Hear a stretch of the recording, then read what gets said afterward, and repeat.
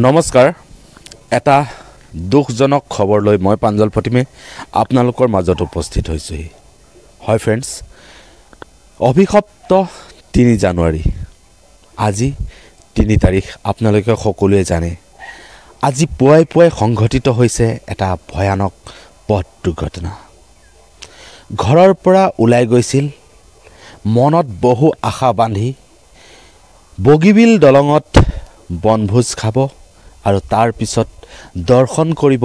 টিলিঙা মন্দিৰ 12টা পৰিয়ালৰ এক আশা আছিল যে আজি সকলোৱে গৈ সকলোৱে আনন্দ ফুৰ্তিৰে ভাত খাজ খোৱাৰ পিছতেই মন্দিৰ দৰ্শন কৰি ঘৰলৈ উভতি আহিব কিন্তু কোনে জানে কাৰ মৃত্যু কেতিয়া এক কাল ধুমুহাই আবৰি লৈছিল সেই 12টা পৰিয়ালৰ সেইখন নৈশ বাছত হয় ফ্ৰেন্ডছ এটা হৃদয় বিদাৰক দুৰ্ঘটনাই আজি সমগ্ৰ অসম কঁপাই তুলিছে পুৱাই এই বেয়া খবৰটোৱে সকলোৰে মাজত চাঞ্চল্যৰ সৃষ্টি কৰা দেখা গৈছে একেটা পৰিয়ালৰে কেইবাজনৰো মৃত্যু হৈছে হয়তো বাছখনৰ পৰা কোনোৱে কাকো সহায় কৰিব পৰা নাই সেই বাছখনৰ ভিতৰত কাৰোবাৰ পত্নীয়ে কান্দিছে কাৰোবাৰ ভগ্নীয়ে কান্দিছে কাৰোবাৰ ককায়েকে আৰ্তনাদেৰে চিঞৰিছে হয় ফ্ৰেন্ডছ ক'ব ওলাইছো এটা মৰ্মান্তিক দুৰ্ঘটনাৰ কথা জানিব পৰা মতে ফ্ৰেন্ডছ উক্ত ঘটনাটোত 14 জনৰো অধিক মানুহৰ মৃত্যু ঘটা খবৰ ইতিমধ্যে বিয়পি পৰিছে আৰু বহু লোকে জিএমচিএইচত চিকিৎসাধীন হৈ আছে বহু সংকটজনক অৱস্থাত এনেকুৱা ধৰণৰ ঘটনা যাতে কেতিয়াও নহওক তাৰে আমি কামনা কৰিব পাৰো কিন্তু কাৰ কপালত কি আছে হয়তো কোনেও নাজানে সো ফ্ৰেন্ডছ এই ঘটনাটো ইতিমধ্যে সংঘটিত হৈছে দেৰগাঁৱত এই ঘটনাটোৰ সম্পৰ্কত বিভিন্নজনে বিভিন্ন মন্তব্য প্ৰকাশ কৰা দেখা গৈছে এই ঘটনাটোৰ সময়ত সেই বাছখনত উপস্থিত থকা এগৰাকী যাত্ৰীৰ পৰা শুনকচোন এই ঘটনাটোৰ সবিশেষ 4:30 মান বাজিছিলে মই ধৰিব নোৱাৰিলো কিনো গপককে মানে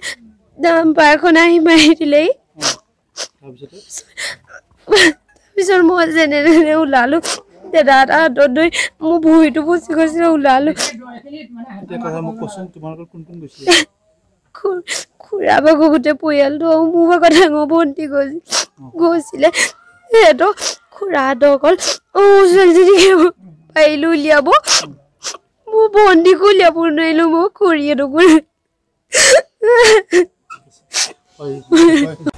ফ্ৰেন্ডছ আপোনালোকে শুনিলে এয়া হৈছে সেই বাছখনত সেই সময়ত উপস্থিত থকা এগৰাকী যুৱতীৰ নিজ মুখৰ ভাষ্য যি ভাষ্য শুনাৰ পিছত অন্তৰে কান্দি উঠিছে এই যুৱতীগৰাকীৰ ভাষ্যই সকলোকে কন্দুৱাই তুলিছে ফ্ৰেন্ডছ ঘটনাৰ সময়ত কেনেকৈ আচলতে এই ঘটনা সংঘটিত হৈছিল তাক লৈ বিভিন্নজনে বিভিন্ন ধৰণৰ ভাষ্য প্ৰকাশ কৰিছে আপোনালোকে শুনক সাইডৰ পৰা ট্ৰাকখন আহি আছিলে এই গোলাঘাট সাইডৰ পৰা আপোনাৰ ট্ৰাকখন আহি আছিলে এইটো আপোনাৰ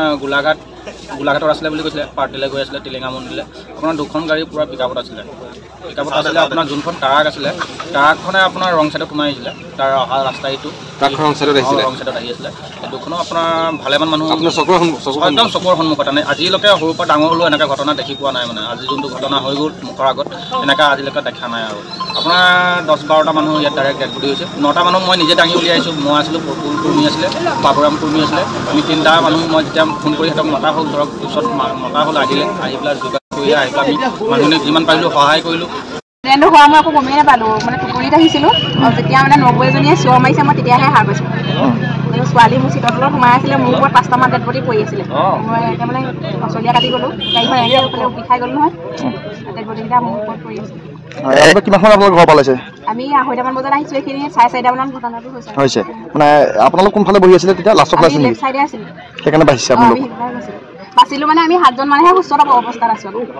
অলপ দুখ পাইছিলোঁ হয় আপুনি কোন কোন আছিলে আপোনাৰ পৰিয়ালৰ মোৰ ছোৱালী আছিলে সব সুস্থ হৈ দিলে সো ফ্ৰেন্ডছ আপোনালোকে শুনিলে এয়া হৈছে সেই ঘটনাৰ সংঘটিত হোৱাৰ সময়ত যিসকল প্ৰত্যক্ষদৰ্শী আছিল তেওঁলোকৰ নিজ মুখেৰে কৰা ভাষ্য। সো ফ্ৰেণ্ডছ, আশা কৰিম যিসকলে এতিয়া সংকটজনক অৱস্থাত GMCHত ভৰ্তি হৈ আছে তেওঁলোক যাতে অতি সোনকালে সুস্থ হৈ উঠক তাৰে কামনা কৰিম। আৰু যিসকলে এই ঘটনাত মৃত্যুক আঁকোৱালি ল'লে তেওঁলোকৰ যাতে আত্মাই সৎগতি পাওক